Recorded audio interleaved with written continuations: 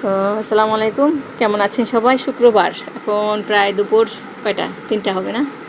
তো আমরা এই মুহূর্তে কাজে ব্যস্ত আছি। সবাইকে দেখাচ্ছি আমরা কি কি বানাই নিয়ে আসছি আমার আপা।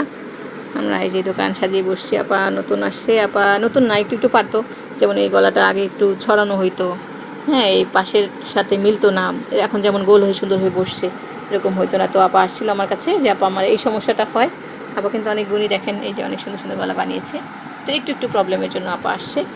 তো ইনশাল্লাহ আপার নাম আপা মঞ্জিলা। মঞ্জিলা। মঞ্জিলা আপার ভিডিও আছে? হ্যাঁ আছে। ভিডিও আছে না? আচ্ছা, মঞ্জিলা আপার ভিডিও আছে মনে হয়, আপনারা ওখান থেকে দেখে নেবেন, আমি লিঙ্ক দেবো না।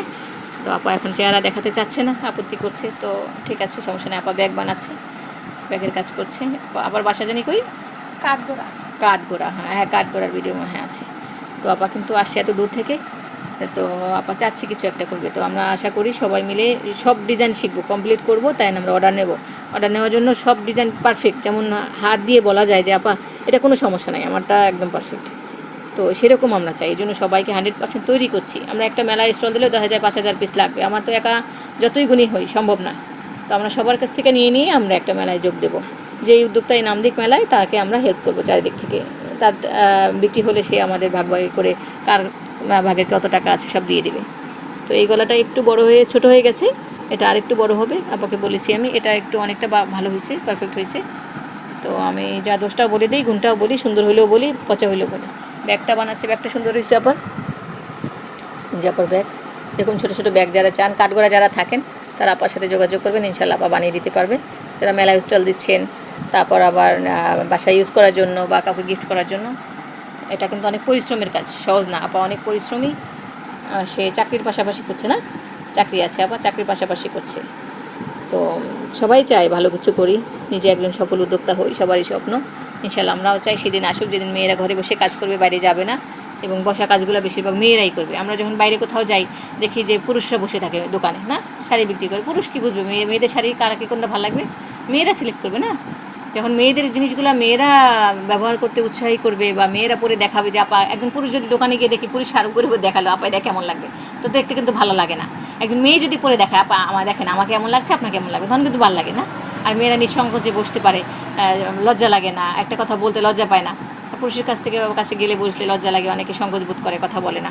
তো ওই জন্য এই মেয়েলি কাজগুলো আমরা চাই মেয়েরাই বেশি আসুক, মেয়েরাই সফল হোক, মেয়েরাই এইসব কাজ করুক। তো আশা করি সবাই উপকৃত হবেন আমাদের ভিডিও দেখে। ইনশাল্লাহ কাউকে কষ্ট দিতে চাই না, সবাই আসুন, ভালো করে শিখে তারপর সফল হই। আর একটা কথা যেটা লাস্টে বলে রাখি, সেটা হলো যে উদ্যোক্তা হতে গেলে অনেক রিস্ক নিতে হবে। লাখ টাকা জিনিস ঘরে রেখেও নিশ্চিন্তে ঘুমাইতে হবে যে না, আমার জিনিস সেল হবে একদিন। কিন্তু সেল হচ্ছে না, তার মানে আমার পাচ্ছি না, আমার কাজ পাচ্ছি না, হচ্ছে না, তাহলে অস্থির হওয়া যাবে না। হ্যাঁ, প্ল্যানিং করতে হবে কীভাবে কীভাবে আমি ব্যবসাটাকে বড় করতে পারি। সবার সাথে মিশবেন। সবচেয়ে বেশি বড় গুণ হলো সবার সাথে হাসি খুশি থাকা, মিশে থাকা। যেমন আমাকে সবাই বলে, আমি ছোটোবেলা থেকেই এমন, সবার সাথে খুব মিশি। আমি একদিনই কারোর সাথে পরিচয় হলে, বাসে গেলেও কোথাও 2 ঘন্টা পাশে বসলে সে আমার আপন হয়ে যায়। তার সাথে কথা বলে একদম বন্ধুর মতো। অনেকে আবার হাসে, আর অনেকে সাধুবাদ যে না তুমি মিশতে পারো, সবাই তো আর পারে না। এই যে সবার সাথে মিশে কথা বলা, আনন্দের মাধ্যমে সবাইকে আপন করে নেওয়া, এটাই কিন্তু একটা ভালো কাজ। এখানে কেউ ঠকছে না।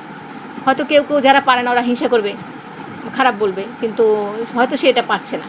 কিন্তু আমাদের প্রমাণ নাই যে আমরা কাউকে ঠকিয়েছি বা কাউকে মিথ্যা স্বপ্ন দেখাচ্ছি। আমি শুধু সবাইকে বলি দক্ষ হও 100 বার। অনেকেই আসে কাজ করার জন্য, আসে হ্যাঁ আপা করছি, এটা ভালো হয় না, নেক্সট ভালো হবে, তো গ্যারান্টি কি নেক্সট যদি নষ্ট হইল? আমি কোনো বদনাম চাই না। তো আপনাদের সবার জন্য শুভকামনা, সবাইকেই চাই সুন্দর করে ভালো করে শিখে একদম 100% দক্ষ হয়ে বসেন, ইনশাল্লাহ হবে। আর গতকাল ভিডিও দিয়েছি 3টা বলেছি আপা, নকশি সেলাই, টেলারিং আর কুশিকাজ। এই 3টে যদি ভালোভাবে জানা থাকে, আপনার কোনো চাকরি কোনো কিছু যেতে হবে না। এটা একদম খারাপ সময়। যেমন আমার কাছে এখন ওন্না চায় সবাই, হাতের কাজের 3 পিস চায়, হাতের কাজ আমি দিতে পারি না। 2-1জনই দিতে চাই, কিন্তু ওদের দাম বেশি, কোয়ালিটি অনুযায়ী দাম বেশি চাই। তো পাবলিক তো নেবে না, পাবলিক কোনটা খাবে আমি তো বুঝি, তাই না? তো ওইভাবে চাই আমরা যে আপনারা সব দিকে দক্ষ হন, ইনশাল্লাহ আমরা সফল হব। আর আশা করি আমাদের দ্বারা কেউ ক্ষতিগ্রস্ত হবেন না, এটাই। আর যদি কেউ ব্যাড কমেন্ট করে থাকে, সেদিন একজনের কমেন্ট দেখছে একটা বাজে, আমার খুব খারাপ লাগছে, খুব কান্না পেয়েছে আমার, যে এরকম তো বলা উচিত না। একটা মেয়ে আসছে, আমি বলেছি পেজে লাইক দিবেন, লাইক দিলে আমরা, আপনি 7টা পেজে লাইক দিলে 1 টাকা হিসেব করবো, কারণ ওই সবার পেজে আমরা লাইক দিই, আমরা রিচ করলে আমরা টাকা পাবো। বিশ্বাস করবে না, মনে হয় 7টা লাইকও আসে না ওই পেজে লিঙ্ক দিয়েছি, সবাইকে বলেছি 2-3 জন দিয়ে, আর বাকি খবর নাই। একটা মহিলা এসে বারবার জিজ্ঞেস করে, কি জানি সীমা না জানি কী নাম, বারবার জিজ্ঞেস করে আপু কি কি এটা সেটা কিচ্ছু সে বুঝতেছে না। পরে পেজে কমেন্টে গিয়ে লেখে সে তারা বাটপার, সে নিজে পেজ খুলে এখানে সে লাইক চায়। আরে বাবা, আমি পেজ খুলে আবার লাইক চাইতে হবে? আমার কি পেজের অভাব আছে?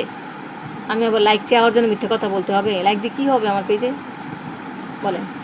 তো যার নাই সে অভাবে কাঁদবে, যার আছে সে অভাবে কাঁদবে কেন? এটা একটা অবিশ্বাসযোগ্য কথা না? আর ওই মহিলা নিশ্চয়ই এরকম কিছু করছে যার কারণে ওনার কাছে এটা মনে হয়েছে। এবার চোরে চোর মনে করে সবাই রে, চোর তো সবাই দেখলে চোরই মনে করে, কারণ সে নিজেও চোর। তো কিছু মহিলারা আছে বাজে, যারা নিজেও সফল হইতে পারে না, মানুষকে হইতে দেয় না, আরও সব কিছু বাধা দিয়ে রাখে। নারীর শত্রু এভাবেই হয়। ঠিক আছে, আমরা কারো শত্রু হতে চাই না, আমরা সবার সাথে বন্ধু হয়ে ভালো কিছু করে সফল হতে চাই। তো আশা করি সবাই সাথে থাকবেন, আশা করি ভালো থাকবেন। আল্লাহ হাফেজ।